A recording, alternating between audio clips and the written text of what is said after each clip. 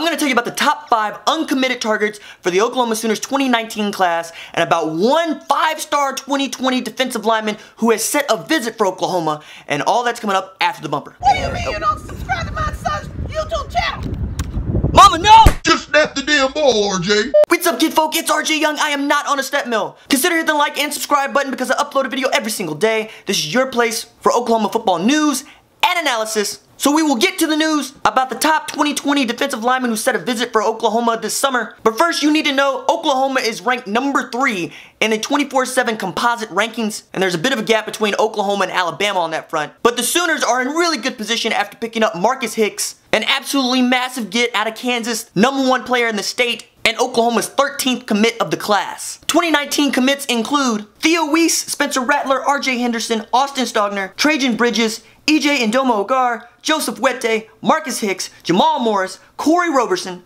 Jonathan Perkins, Derek Green, and Marcus Alexander. However, the Sooners are not done with recruiting by a long shot. Here are the top 5 uncommitted targets for the 2019 class, beginning with the man in Oklahoma, Dax Hill. Dax was dominant at the opening in Dallas and a favorite to show out at the finals later this month. His top 6 included Alabama, Oklahoma, and Oklahoma State, among others. However, he took an official visit to Alabama over the weekend, and that was his first official visit. He doesn't seem in a hurry to commit, but I'm hoping Lincoln gets him on campus for an official before it's all said and done. Next guy on the list is cornerback Chris Steele, who has a July 7th commitment date. According to folks I talked to, as well as some folks over there at the Football Brainiacs, he's in the process of shooting a commitment video, but there are differing endings on what he's going to do. Even after he's committed, though, it sounds like Steele will still be open to being recruited. Next guy on the list is the hardest guy to nail down, and that's STACEY Wilkins. He's also the fastest riser of the 2019 class. He jumped 200 spots since February to number 193 in the 24/7 composite. He has said he wants to take his official visits and then choose.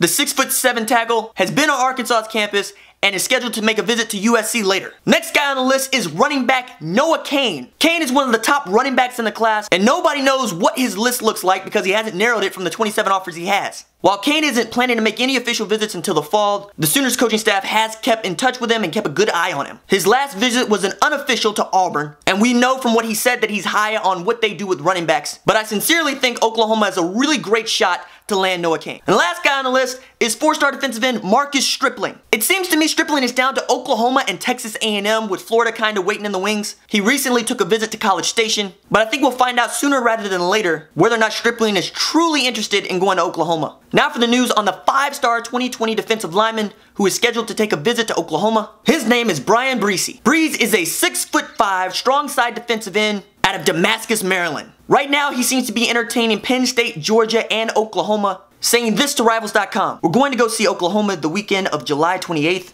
That's the only visit we have planned right now. I'm looking forward to getting over there, meeting everybody, seeing the school, and getting a feel for everything. I talk to Coach Riley most of the time when I do call. I've also talked to Coach Thibodeau a bunch too. We talk about me getting out there and seeing the school. They're obviously a good team, and seeing that Georgia game was insane. Alright, that's it for me. Deuces.